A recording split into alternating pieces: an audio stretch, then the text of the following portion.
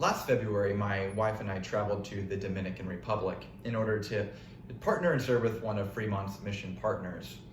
And so we were part of a conference where we were interacting with some leaders from the Dominican Republic and Haiti.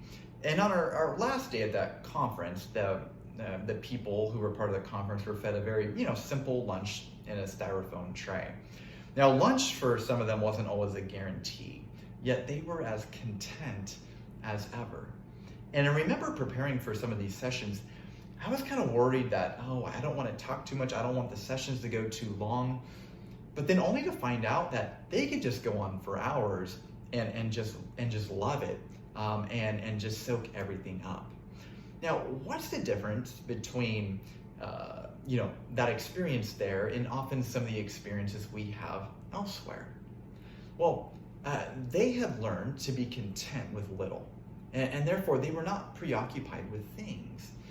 Because they were content with little, there were very few things that had the power to sidetrack them from what really counted in life. I think this is such a powerful thing that we can learn today, and we're going to close this section out in Philippians by reading chapter 4, verses 10 through 13. And we're going to learn the secret of Paul's contentment as he writes from prison. I rejoice greatly in the Lord that at last you renewed your concern for me. Indeed, you were concerned, but you had no opportunity to show it. I'm not saying this because I am in need, for I have learned to be content, whatever the circumstances. I know what it is to be in need, and I know what it is to have plenty. I have learned the secret of being content in any and every situation, whether well-fed or hungry, whether living in plenty or in want. I can do all this through him who gives me strength. So here we have a man in prison who obviously has needs. Yet, what strikes me is he starts off this section by saying his joy results from their concern for him more than it does from the things that they gave him.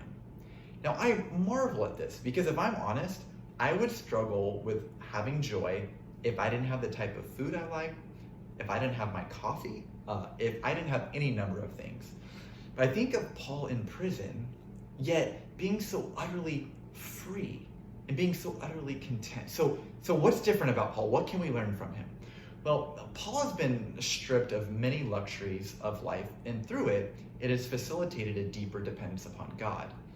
In other words, really, God had become sufficient for him rather than things becoming sufficient for him. And at times, it is the luxuries of life that have the power to strip us of our dependence upon God. And it was almost as if Paul discovered in this situation that God was all he had, but then simultaneously discovering in the same breath that God was all he needed. Now, I wouldn't begin to compare our current situation with Paul's circumstance of being in prison, but I do find some similarities. We are probably living life apart from certain luxuries that we would normally be accustomed to. We are probably a bit more confined than we have previously. We may not have as many places to be as frequently.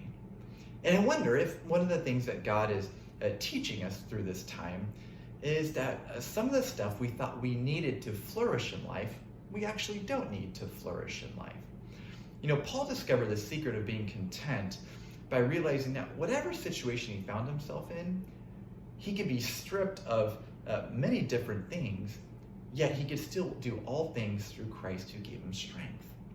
So I want to leave you with two questions. Where do you lack contentment at this point? And second, how can a renewed vision of your mission here on earth begin to change that?